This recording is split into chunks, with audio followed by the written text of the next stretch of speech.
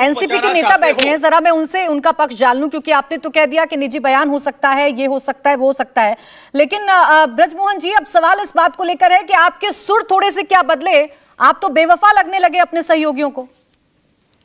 नहीं, मैं सोचता हूँ ऐसा बिल्कुल भी नहीं है। आप यदि बहन अलका लामा के बयान के बारे में बात कह रही है तो उसमें आदरणीय जयराम रमेश ने स्पष्ट कर दिया है, और अलका लामा जी कोई कांग्रेस के वरिष्ठ नेता हैं, इससे इनकार नहीं किया जा सकता, लेकिन वो कांग्रेस नहीं है, ये बात बिल्कुल सच है।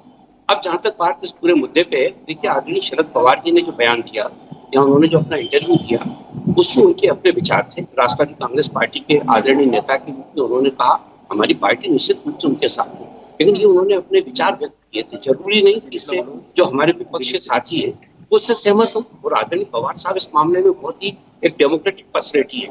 वो हमेशा इस बात का ध्यान रखते हैं कि उनके साथ के लोग इस बात से सहमत होते हैं या नहीं होते, और इसका परिचय आज उन्होंने नासिक में किया। नासिक में उन्होंने स्पष्ट किया है कि यदि हमारे गठबंधन के जो साथी है, यदि वो मेरी बात से सहमत नहीं है तो जो बहुमत कहेगा हम उसके साथ हैं। मैं सोचता हूँ कि इसमें बहुत कोई ज्यादा विवाद की जरूरत नहीं है। पवार साहब ने जो बात कही है वो उन्होंने अपने अनुभव के आधार पर कही है, क्योंकि लगातार वो लंबे समय से राजनीति में है। वो इस बात को बेहतर तरीके से समझते हैं कि जेपीसी के गठन की प्रक्रिया क्या होती है और उसके बाद उसकी कार्यप्रणाली क्या होती है।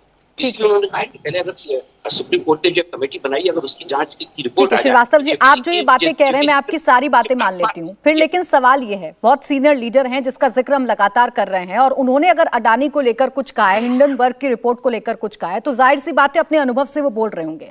लेकिन अगर आप कह रहे हैं कि हमारे गठबंधन के लोग हमसे अगर इत्तेफाक नहीं रखते हैं तो हमने दरवाजे खुले रख दिए हैं, तो सर आपने पहले क्यों नहीं समझाया? आप पार्टी के भीतर अपने लोगों को बिठाकर, अपने अलायंस के लोगों को बिठाकर एक बार अपनी राय बता देते। आपने तो खुले मंच से रख दी, सीधे सीधे तौर पर जो बीजेपी कहती है वही आप कहते हुए नजर आ गए।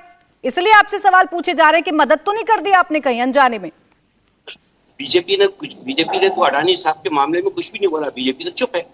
बीजेपी ने कहा बोला? आज तक बीजेपी के किसी नेता ने अडानी साहब के मामले में जवानी नहीं खोली है, यही तो आरोप लग रहा है उन्हें। तो मैं सोचता हूँ शरद पवार साहब ने इस बात को बहुत खुल के कहा है, और उन्होंने देश के एक बहुत बड़े उद्योग जगत से जुड़े हुए लोगों को भी एक संदेश दिया है कि अगर कभी कोई बाहर का व्यक्ति या बाहर की कोई एजेंसी किसी हमारे देश के उद्योगपति पे उंगली उठाएगी, हम ये देखेंगे कि उंगली उठाने वाली जो एजेंसी है उसका उद्देश्य क्या है, उसके पीछे लोग कौन है, क्या वो हमारे यहाँ की हमारे किसी व्यक्ति को कोई नुकसान पहुंचाना चाहते हैं। इसीलिए ये सवाल मैंने पूछा था। हिंडनबर्ग पर जो लाइन है शरद पवार की, यही लाइन बीजेपी के तमाम नेता भी लेते हैं। हिंडनबर्ग को लेकर वो हमेशा कहते हैं कि उसकी विश्वसनीयता कितनी है, ये कैसे यकीन आएगा, और कोई विदेश की कोई भी कंपनी किसी के बारे में भी कुछ भी कह रही है उसमें हम अपने देश में तमाशा करने लगे, ये ठीक नहीं है। इसीलिए मैंने आपसे सवाल पूछा था कि ऐसा तो नहीं कि अनजाने में ही सही आपने बीजेपी की लाइन ले ली हो। खैर, इंडिया टीवी हर वक्त हर जगह डाउनलोड करने के लिए सर्च करें India TV news Google play store या ऐप स्टोर पर।